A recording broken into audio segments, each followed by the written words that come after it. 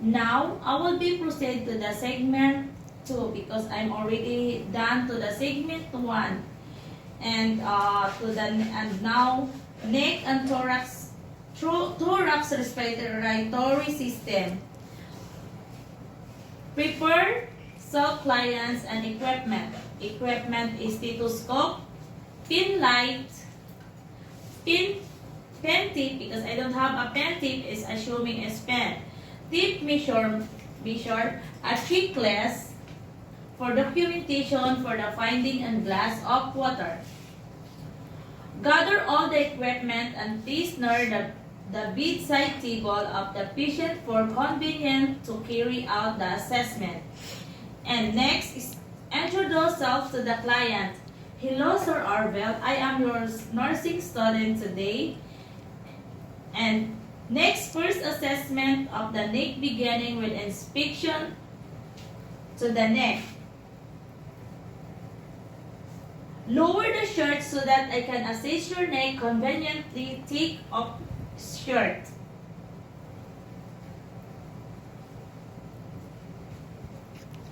The normal findings, the patient neck should hold the head erect and it should be midline, it should be symmetrical muscles, no swelling masses. If there is any swelling below the jaw angles, you have to palpate this area to check your parotid gland problems. Palpate jaw joint with fingers.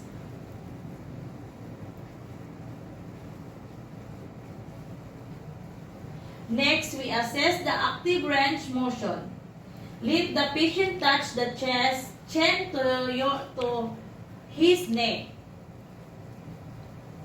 Sir, because I'm already, that one you can follow. It turn to the head to the right.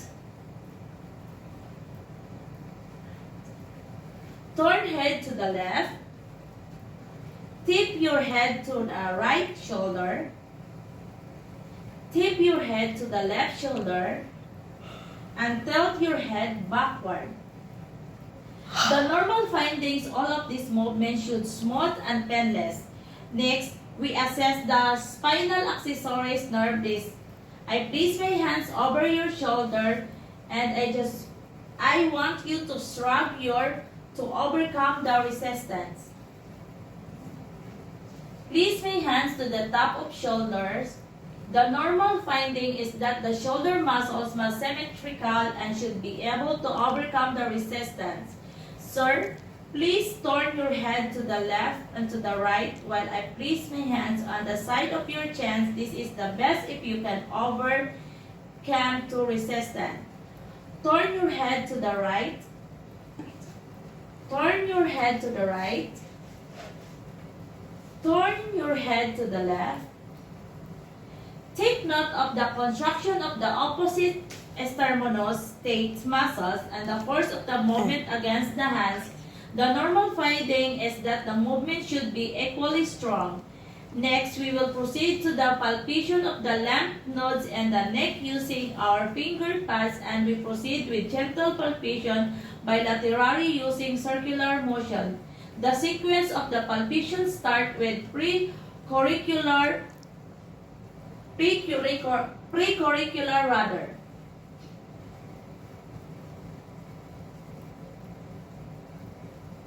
Posterior cervicular.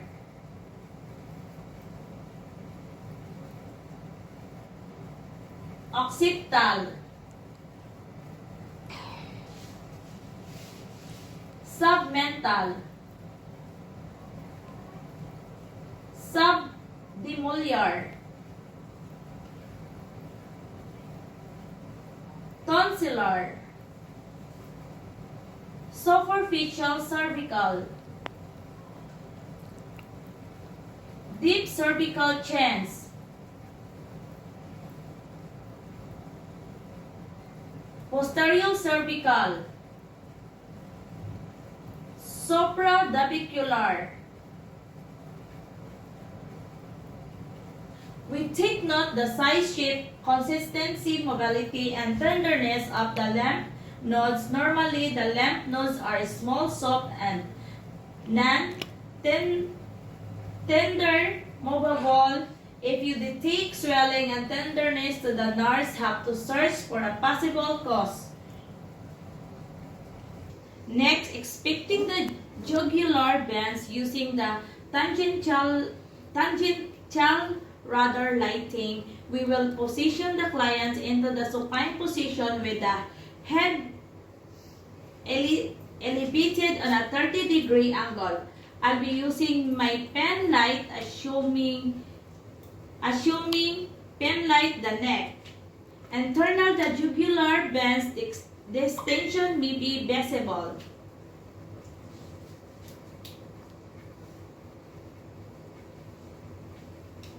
This assessment will discern the jugular vein position. They should condylate softly and they might be decreased during inspiration.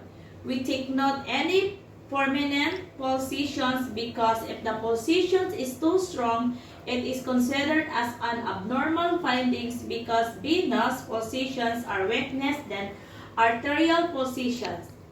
Next, the patient sitting up, I will be identifying the trachea by locating the external nodes.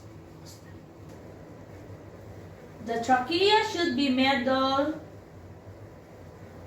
symmetrical using the finger as my left hands will pushing the thyroid glands and the right and then curve the finger of my right hand between the trachea and the sternocleidomastoid muscles. Please extend your neck while holding the neck and I want you to swallow. The normal findings in the movement of the thyroid up and down should be left as the patient swallows.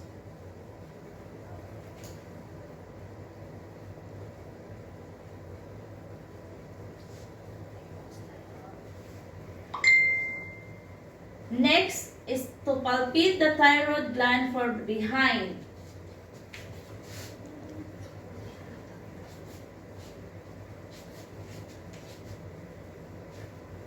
Take note the size, shape, and the consistence of the thyroid gland. If there is an enlargement in the thyroid gland, we have to proceed with auscultation to listen for breviaries using the bell of the stethoscope.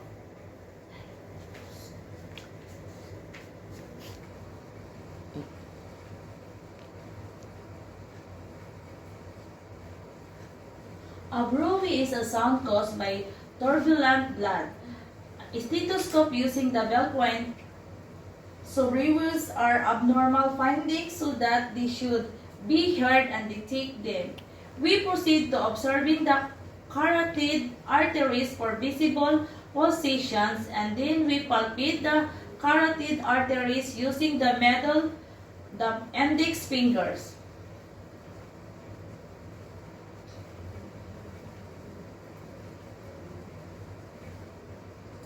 Point fingers, remember to palpate one carotid artery gently one at a time because palpating both carotid arteries simultaneously may cause the obstruction of blood through the brain and we will not palpate too hard over the carotid sinus area because they cause a vagal stimulation which may lead the patient to heart rate.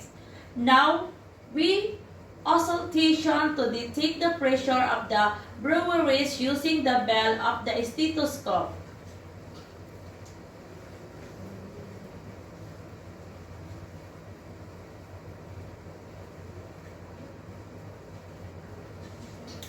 So, breviaries should not be head detected because they are abnormal findings. Lastly, after findings, we document because documentations facilitate data collection and provides accurate, timely database. Facilitate ongoing data collection and provides accurate, correct, and timely database.